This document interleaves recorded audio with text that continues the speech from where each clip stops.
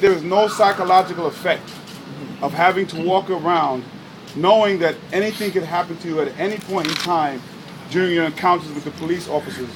You're wrong. That psychological effect then reverberates throughout the city. We have to address this. There is a psychological effect of knowing that you can be stopped, questioned, frisked, arrested at any point in time for no reason. Perhaps if I wasn't a council member, as was mentioned, I would still be in Central Booking. I'd have a record for absolutely nothing at all. There would be no cameras, and no one would even try to believe me. Councilman. Or would care. Councilman. So we're going to take some questions now. And yes. Do you think that that was racial profiling since you've been criticized in the police department? I'm going to say I believe if we were white elected officials, this would not have happened. What kind of things did what kind of things were the cops saying to you? Can you give us a little more description? It was mostly shoving, a lot of shoving and pushing. And I believe the first person to grab my arm, I believe at one point there was two sets of cops. One of them was a white shirt, so it was one of the leadership. And as was mentioned, I was on the phone at the time with one of the chiefs saying, I'm getting arrested, trying to say I'm getting arrested as they're grabbing the other arm. Were they saying anything? No. Well, they were the officer that assaulted me actually said, as I'm telling him, I have my ID, look at my ID, this is Councilmember Williams, I'm explaining who I am, it's over for you, you're done. Right before he throws me to the ground. He said, that's a quote? That's a quote. He said, it's over for you, you're done. done. You're done. You're done. What did he mean? Describe from the beginning how it all began. Well, let me do that after if anybody has any questions, because I know we said it. We were arrested because we weren't allowed to move. Only after the thing started they were trying to let us out, I guess, when higher up started giving some calls. But we were treated with absolutely, positively no respect. And let me be clear, the only assault that happened were from police to us. That's the only assault that happened. There was no other assault there. Did the chief that you were on the phone with say anything while this was happening? Yes, he was trying to get my location. It's very difficult as it being pushed and shoved by 15 cops to get clear what's happening, but I tried my best. But you know, they grabbed the arms and they're trying to shove me. And I wasn't resisting, so I didn't understand why they continued to shove me. But, you know, they got it over. I think he got some of it and he sent some people over. I know the commissioner got involved in the new Chief Chan. Are you planning to file a formal complaint with the Civilian Complaint Review Board?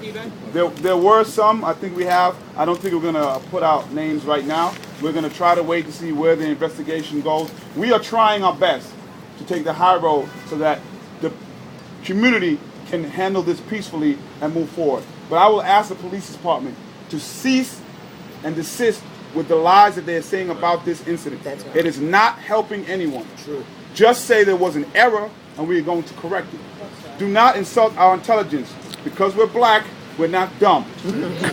Please do not say you took us away for our own safety to verify identification. When the pictures clearly show we were telling you who we were, and no one in our incident punched anybody. If you believe that a black person can punch a police officer in this city and nothing else happens, I want to sell you every bridge in this city. Let me add, if I may, the white shirt was surrounded by a sea of blue. If, in fact, he was hit by one of his own officers.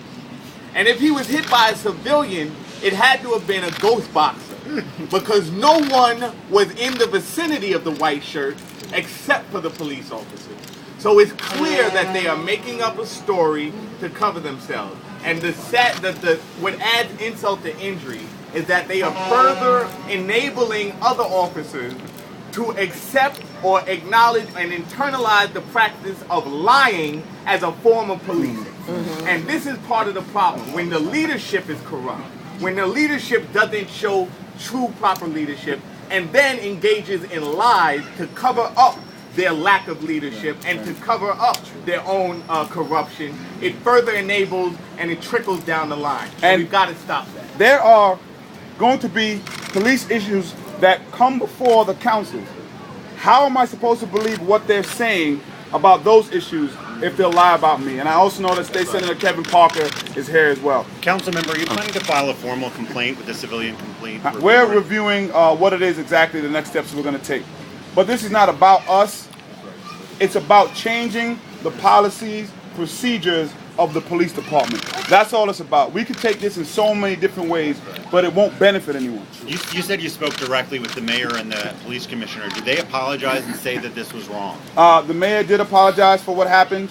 The commissioner came to where we were actually after we were released personally to find out what happened. They also apologized. He also apologized. I'm not sure if he said exactly it was wrong, but he did seem very apologetic that it occurred to us. What do you think the city should... Councilman, you and Kirsten have sort of said you want leadership to be held accountable, but you've also complimented the police for their crime fighting. So I'm just wondering, what do you think of the police commissioner, Ray Kelly, in light of this incident? Well, I try to judge any one person in light of any one incident. I try to, and I hope people do that for me, because everybody is a human being. As was mentioned, I think he has been good in many issues. He's also been very responsive to me in the violence in my community. He has been horrendous when it comes to stop and frisk issues, and he's been horrendous when it comes, I believe, in dealing with young black and Latino males in the city of New York. And let me just say, it wasn't police commissioner that threw me to the ground and shoved my face into the grass. It was a rank and file police officer that did that. So somewhere there's a disconnect. Ray Kelly is a man of honor, he's a man of good character, and somehow that's not trickling down, it's not getting down to the rank and file. And that's where the problem is. The leadership on the rank and file level is not mimicking the leadership at the top. Mr. Floyd, could you describe again what it was that the police officer did once he grabbed you? He grabbed me by my neck. He tried to throw me to the ground. I stumbled forward. When he realized that his initial grab was not going to get me to the ground, he did some kind of judo leg sweep, kicked me in the back of my knee. I then fell to the ground. He took me by my neck and shoved my head into the grass and proceeded to, cuff me. At that point, several other officers pounced on top of me like I was roadkill. Right, but right A few more. Can you just make sure we're clear about the video? Because right before that, in the video, we do see you face to face with the officer. What you see me doing is retreating from the officers. You see me complying with their orders to move back. So in compliance, I was doing that at the same time, because you can use your legs and your mouth simultaneously. I'm explaining who I am and why we were there. We were told by higher ranking officers that we were able to be there.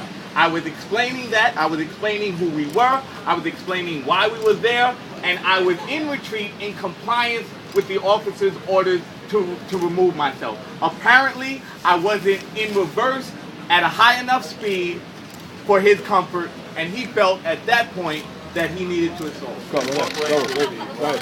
He was a rank and file police officer. Policy moving forward, are you calling for the discontinuation of stop and frisk? Stop and frisk should have been cease and desist so long ago. It is a police tool. It's misused in the black Latino community. The only reason that abuse is allowed to continue is because of the black and Latino community. I say it all the time. When they wanted to go into the mob Italian neighborhoods to clear that up, there was no stop and frisk there. Nobody did anything like this because it's a different type of community. That policy and abuse of that policy does not work, period. And what happens is incidences like the one that happened yesterday. There was no reason for both of us to be arrested. There was no reason for them to be thrown to the ground. I defy the police officers to show any evidence of anything we did wrong to say that we deserve the kind of treatment that we received. Do you believe